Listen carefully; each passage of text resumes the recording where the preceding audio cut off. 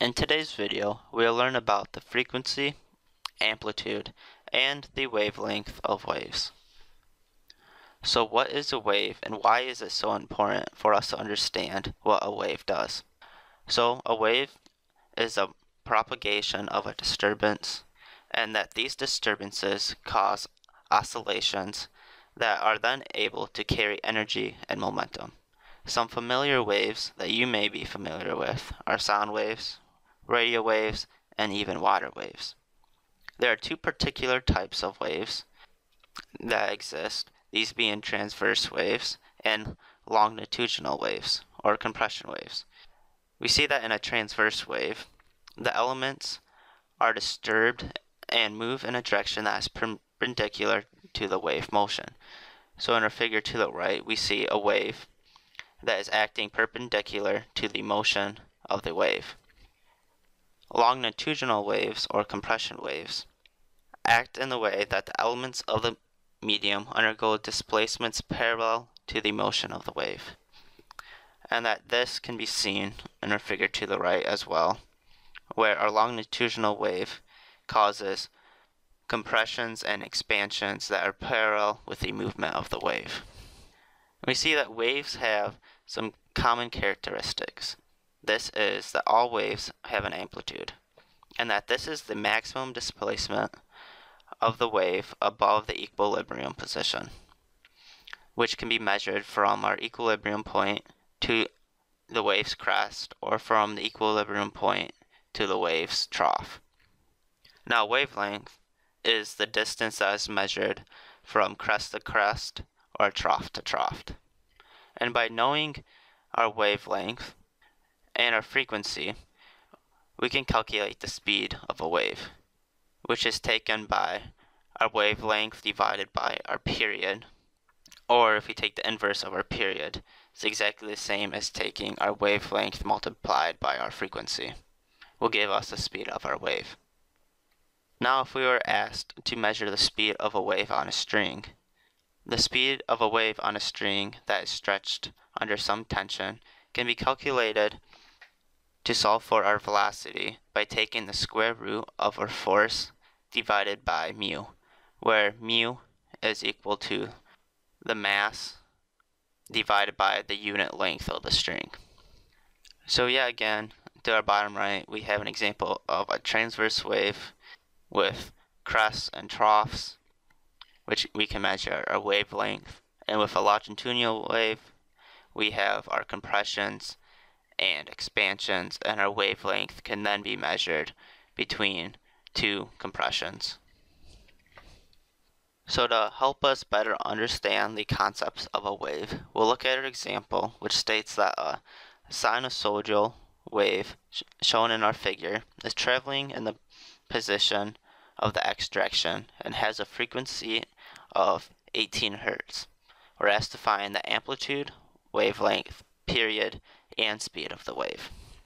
So in part A, we're asked to find our amplitude. We know our amplitude is our displacement from our equilibrium position to either the top of a crest or to the bottom of a trough. So in our figure, we're given the distance from one of our crests to the bottom of one of our troughs, and since this distance from our crest to our equilibrium position is the same as our distance from equilibrium position to our trough, we can take our total displacement from crest to trough of 8.26 centimeters and divide it by 2 will give us our distance from either our equilibrium position to our crest or from our equilibrium position to our trough. So we see that our amplitude will actually be 4.13 centimeters.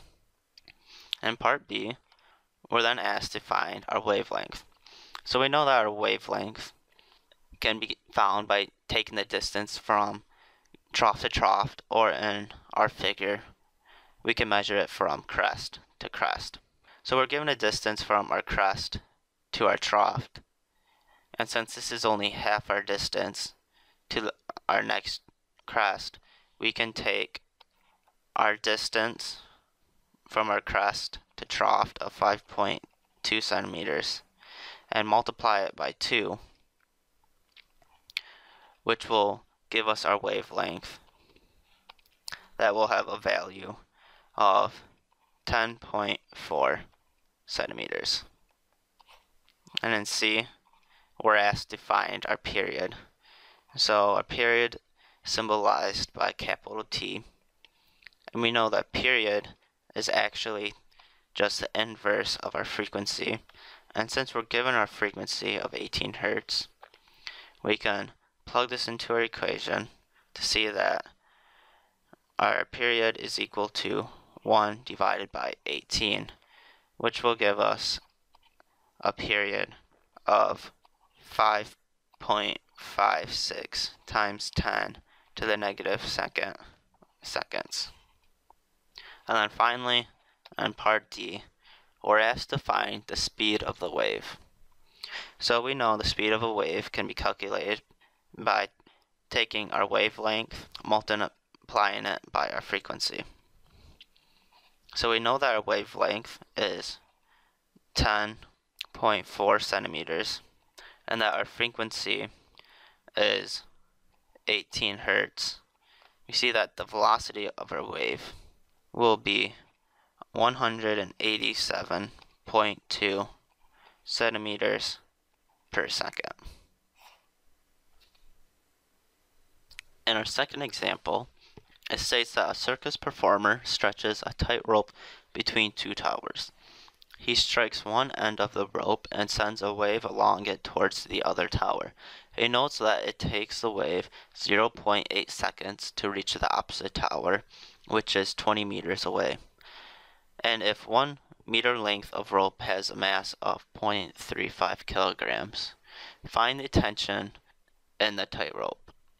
So we can start by summarizing our information, given that our time for the wave to reach the other end of the tower was 0.800 seconds to a tower that was a distance of 20 meters away, and that the mass of our rope over 1 meter is 0.350 kilograms, and we're asked to solve for the tension in the rope. Well, we know that if we are able to calculate our velocity, we're able to take the equation that the square root of our force, which will be tension in this case, divided by mu, will allow us to solve for our tension. So we can rearrange this equation to get tension by ourselves, which will give us an equation that our tension is equal to our velocity squared multiplied by our value of mu.